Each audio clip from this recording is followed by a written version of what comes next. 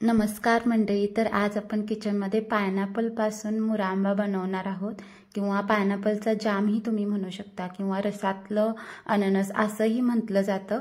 तुमच्याकडे या रेसिपीला काय म्हणतात नक्की मला कमेंट करून सांगा. तर त्यासाठी मी एक छान पिकलेला असा पायनॅपल घेतलेला आहे आणि त्याची आपल्याला व्यवस्थित सालं काढून घ्यायची आहेत. पायनॅपल कट करतानाच बऱ्याचदा सर्वांना प्रॉब्लेम येतो. तो कट व्यवस्थित केला जात नाही आणि मग तो नीट खाल्ला जात नाही किंवा घशाला खाज येते. जे मध्ये जे काळे काळे कलरचे स्पॉट असतात ते तसेच खाल्ले गेले तर ते आपल्याला असे कचकचित लागतात आणि अशी खाज आल्यासारखं होतं. तर ते आपल्याला काढून घ्यायचे आहेत. ते बघा मी दाखवते. ते तिरक्या लाईनमध्ये असतात प्रत्येक पायनॅपलला. तर ती एक लाईन ओळखून घ्यायची आणि तिला दोन्ही साईडनं खाच द्यायचे चाकूच्या साहाय्याने. हे बघा मी दाखवते. आणि चाकूच्या साहाय्याने बरोबर तो भाग आपल्याला उचलून वेगळा करायचा आहे. तर असंच आपल्याला व्यवस्थित ते पायनॅपलच्या ज्या बाकीच्या लाईन आहेत त्या काढून घ्यायच्या आहेत. ते बघा दाखवते. इझिली त्या निघतात आणि आपलं पायनॅपल वेस्टही जात नाही. हे बघा व्यवस्थित ही खाच मी देऊन घेतलेली आहे. तशाच सर्व आपण खाची देऊन पूर्ण त्या ब्लॅक कलरचे स्पॉट आहेत ते आपण काढून वेगळे करूया. तर पूर्ण आपलं कट करून झालेलं आहे. तर बघा किती छान डिझाईन तयार झालेली आहे पायनॅपलला. अशाने काय होतं ते व्यवस्थित वेगळं केलं जातं आणि आपण इझिली याला खाऊ शकतो. तर मी आता याचे स्लाइस करून घेत आहे कारण आपल्याला याचा मुरांबा बनवायचा आहे. तर स्लाइस एक अर्ध्या इंचाच्या अंतरावरती मी ते कट करून घेतलेले आहेत. म्हणजे कसे पाकात ते व्यवस्थित राहतात, विरघळत नाहीत. आणि जो मधला भाग आहे तो आपल्याला काढून घ्यायचा. ते एका कापाचे 2 भाग करायचे आणि मधला भाग चाकूच्या साहाय्याने असा काढून बाजूला करायचा. हा रेसिपीमध्ये वापरायचा नाही, त्याला चव नसते. आणि बाकीचा जो पायनॅपल उरलेला आहे त्याचे व्यवस्थित एक साईजमध्ये आपण फोडी तयार करून घेऊया. अशाच प्रकारे मी सर्व फोडी तयार करून घेतलेल्या आहेत. तर ह्या 2 कप फोडी भरल्या होत्या तर त्यासाठी मी 2 कप साखर वापरलेली आहे.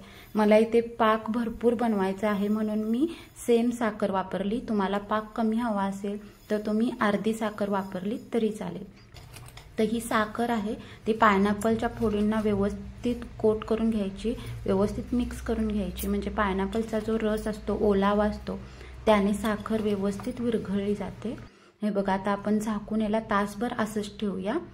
तर आता मी तासाभरानंतर चेक करते. व्यवस्थित साखर विरघळली गेलेली आहे बऱ्यापैकी आणि छान त्याला पाणी सुटलेलं आहे. हे बघा मी तुम्हाला जवळूनही दाखवते. बऱ्यापैकी साखर विरघळली गेलेली आहे. तर आता एक मोठ्या साईजची मी कढई ते घेतलेली आहे आणि गॅस लावत आहे. याच्यामध्ये आपल्याला बाकी तूप किंवा काहीच वापरायची गरज नाही.